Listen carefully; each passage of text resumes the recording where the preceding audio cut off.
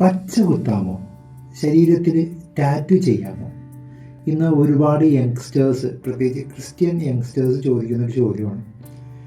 അതിനുള്ളൊരു മറുപടി ഭയങ്കരമായിട്ടുള്ള മറുപടിയല്ല, ബൈബിളിൽ നിന്ന് എടുത്തിരിക്കുന്ന ചില വാക്യങ്ങൾ കണക്ട് ചെയ്താൽ ഞാൻ നിങ്ങളോട് സംസാരിക്കുന്നത്.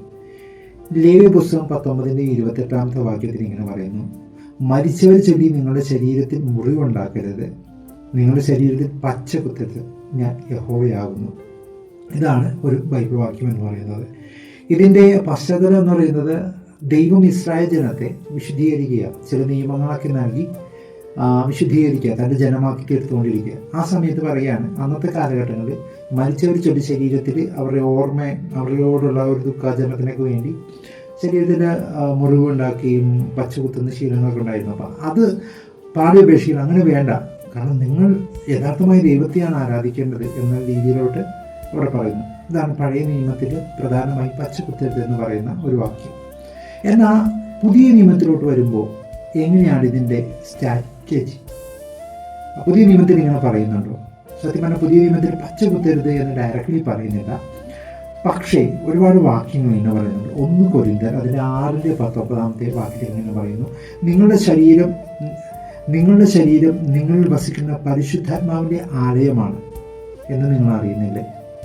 അവിടെ വ്യക്തമായി പറയുന്നു, നിങ്ങളുടെ ശരീരത്തിൻ്റെ മേൽ സത്യം പറഞ്ഞാൽ അത് പരിശുദ്ധാത്മാവ് നിങ്ങളുടെ മേൽ വസിക്കുന്ന ഒരു ആലയമാണ്. അതുകൊണ്ട് തീർച്ചയായും അതിലോരോ കാര്യങ്ങൾ ചെയ്യുമ്പോൾ നമ്മൾ വളരെയധികം ശ്രദ്ധിക്കണം. 1 കൊരിന്ത്യർ 6:20 പറയുന്നു: നിങ്ങളുടെ ശരീരത്തിൽ ദൈവത്തെ മഹത്വപ്പെടുത്തുകയും. നിങ്ങളുടെ ശരീരത്തിൽ എന്ത് ചെയ്താലും അത് ദൈവത്തിന് മഹത്വപ്പെടണം. സത്യം പറഞ്ഞാൽ ടാറ്റു ചെയ്യുമ്പോൾ സത്യം പറഞ്ഞാൽ അവിടെ ഇന്ന് ദൈവമഹത്വം പലരും വചനം ടാറ്റു ചെയ്യാറുണ്ട്. വചനം ശരീരത്തിൽ ടാറ്റു ചെയ്തതുകൊണ്ട് പ്രത്യേകിച്ച് ഗുണമൊന്നുമില്ല.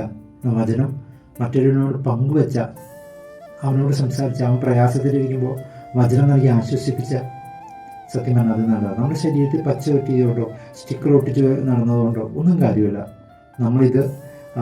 നമ്മൾ വായിക്കൊണ്ട് പറയണം, അതാണ് ഏറ്റവും വലുത്. അപ്പോൾ വചനം ശരീരത്തിൽ ടാറ്റു ചെയ്തുകൊണ്ടോ മറ്റെന്തെങ്കിലും ടാറ്റു ചെയ്തുകൊണ്ടോ ദൈവനാമത്തെ മഹത്വപ്പെടുത്തുന്നില്ല. അവിടെ സംഭവിക്കുന്നത്, ഇന്ന് പല യങ്സ്റ്റേഴ്സും ചെയ്യുന്നത്, അവരുടെ ഗേൾ ഫ്രണ്ടിനെ അല്ലെങ്കിൽ എന്താ പറയുക ബെസ്റ്റീസ് അല്ലെങ്കിൽ ഫ്രണ്ട്ഷിപ്പിനിടയിലൊക്കെ ടാറ്റു ചെയ്യും, ലവേഴ്സ് തമ്മിൽ ടാറ്റു ചെയ്യും. പക്ഷേ ഇന്ന് ഏറ്റവും കൂടുതൽ ബ്രേക്കപ്പ് ഉണ്ടാകുന്ന കാലഘട്ടം. അപ്പം അങ്ങനെയാണെങ്കിൽ ടാറ്റുവിന് മാറിക്കൊണ്ടേയിരിക്കും.